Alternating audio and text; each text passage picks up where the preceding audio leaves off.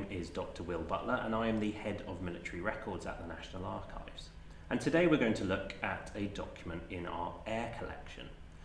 And this collection relates to records from the Air Ministry. And the Air Ministry was formed in 1918 after the creation of the Royal Air Force and was responsible for the administration of the Air Force itself until the Ministry of Defence was established in 1964. And within this collection it's possible to find a whole range of different records and documents from the operational side and the administrative side of the RAF, so things like minutes of meetings, intelligence reports, other kinds of reports and manuals, to also the personnel records of individuals who served within the Royal Air Force from 1918 up until around about the Second World War. And the National Archives holds this material as the official government archive, and the records themselves were transferred to us from the Ministry of Defence.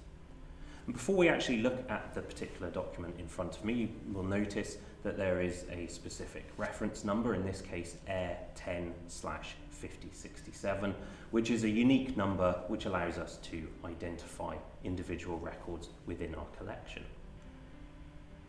And the report here relates to Operation Plainfare, which also known as the Berlin Airlift, which was the military operation established to try and ensure that constant supplies of things like food and coal, in particular important during the winter, was transported to what was the cut-off city of Berlin. And if we open up the report, we can see some really useful and interesting additional information. So we see here that the report itself was authored by Air Marshal T.M. Williams, who at the time was the Commander-in-Chief of British Air Forces of occupation in Germany. And as I say, the report itself had a number of different functions.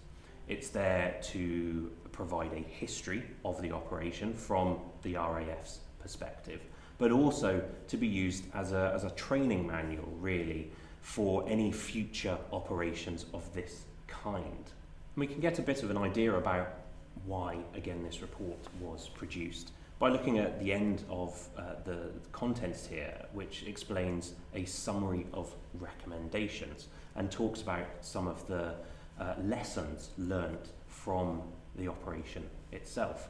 And the report is also incredibly detailed. It comes to almost 600 pages in length, covering many, many different aspects relating to the Berlin Airlift itself, from planning, the initial planning of those operations in the early days, to things like the impact of the weather on how operations were conducted, to also including things like the amounts, the tonnage that was being transported into Berlin at various points within the operation itself.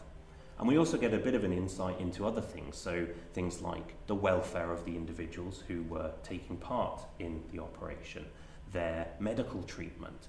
We also have things like how loading and unloading was carried out both at British airfields and then within Berlin itself. And obviously with the length and detail of this report, we're able to pick out some really significant and interesting points about especially the British operations as they related to the airlift itself. So we see, for example, that 2.3 million tonnes of coal, food and military supplies were lifted into Berlin during the course of the operation. And British aircraft carried around about 500,000 tonnes of those supplies.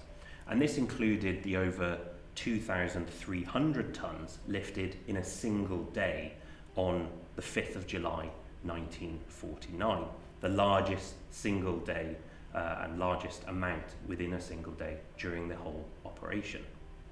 And as I say, we also get an insight into the working conditions of those individuals responsible for taking part in the airlift itself. So the report states, for example, that the morale was excellent in all ranks. For most of the period, aircrew were flying in very bad weather conditions, and the ground crews were working long hours in wet and muddy surroundings, but their spirit was extremely good.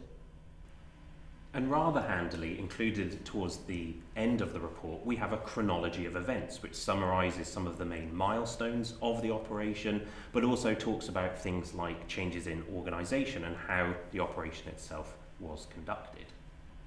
So how useful is the report itself when thinking about the Berlin Airlift and how we understand it and how well it went, how the operation was carried out? While of course the report itself was written by British military officials, it provides us a very British perspective on events. It does also include lots of other information though about the US operation and how that related to the British operation as well, so that can give us slightly different perspectives.